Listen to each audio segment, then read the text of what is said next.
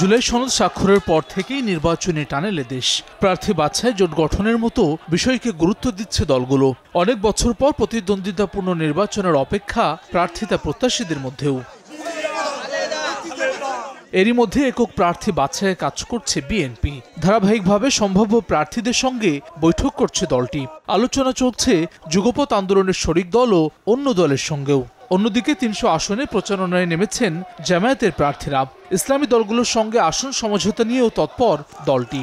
আলোচনা তুঙ্গে এনসিপিও।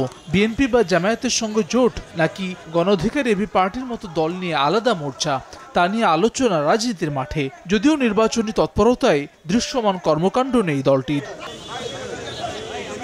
এনসিপি রাজনৈতিক লিয়াজো কমিটির এই প্রধান বলছেন, বিভিন্ন দলের পক্ষ থেকে আহ্বান জানালেও এখনই জোট গঠন নিয়ে ভাবছে না তার দল, বরং জুলাই সনদ নিবন্ধন বা প্রতীকের মতো বিষয়কে গুরুত্ব দিচ্ছেন তারা।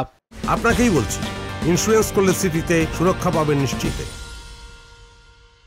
এনসিপি এখন পর্যন্ত নির্বাচনের জোট সংক্রান্ত কোনো সিদ্ধান্ত চূড়ান্ত করেনি, বরং এনসিপির সাথে সবগুলো দলই নির্বাচন সংক্রান্ত আলাপ আলোচনাগুলো শুরু করছিল। জুলাই সনদের আইনি ভিত্তি, স্বাক্ষর এবং এনসিপির নিবন্ধন, মার্কা, এই বিষয়গুলো এখনও সমাধান হয়নি। ফলশ্রুতিতে নির্বাচনের কোন দলের সাথে জোট হবে কিংবা হবে, এনসিপি এখন পর্যন্ত জোটের বিষয়ে ভাবছে না। ইসলামী দলগুলো নিয়ে ৭ দফা দাবিতে রাজপথে থাকলেও ফ্যাসিবাদ বিরোধী অন্যান্য দলের সঙ্গেও নির্বাচনী সমঝোতায় আপত্তি নেই জামায়াতের। এসব দলকে পর্যাপ্ত আসন ছেড়ে দেওয়ার প্রস্তুতি রয়েছে বলেও জানান জামায়াতের এই নেতা।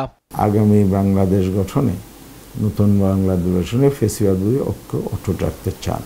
তাদের কারোর সাথে আমাদের দূরত্ব নেই। সবার সাথে আমরা জোট গঠনের ব্যাপারে বা আসন ভিত্তিক সমঝোতার ব্যাপারে আমাদের কোনো দ্বিমত নেই। আমরা এখন ৩০০ আসনেই ঘোষণা করে দিয়েছি। তারপরে যার সাথে আমার যেখানে সমঝোতা হবে সেখানে আমরা ছাড় দেব। অন্যদিকে নভেম্বরের প্রথমার্ধে প্রার্থী ঘোষণা করবে বিএনপি।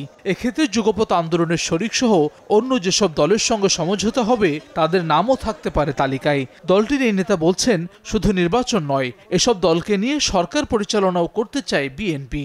আগামী মাসের প্রথমার্ধে নমিনেশনগুলো ডিক্লেয়ার করে দেবে। আমাদের শরিক দলগুলো যারা নাকি যুগপথে ছিল তাদের সাথে আলোচনা হয়ে সিটটা ঠিক মতো সমঝোতা হয়ে গেলেই আমরা দিয়ে দেবো। এগুলো সবাইকে নিয়ে করা হচ্ছে। যুগপথ আন্দোলনে যারা ছিল তাদের সাথে নিয়ে আমরা চলবো, খালি ইলেকশন না, সরকারও তাদের নিয়ে চালাবো আমরা।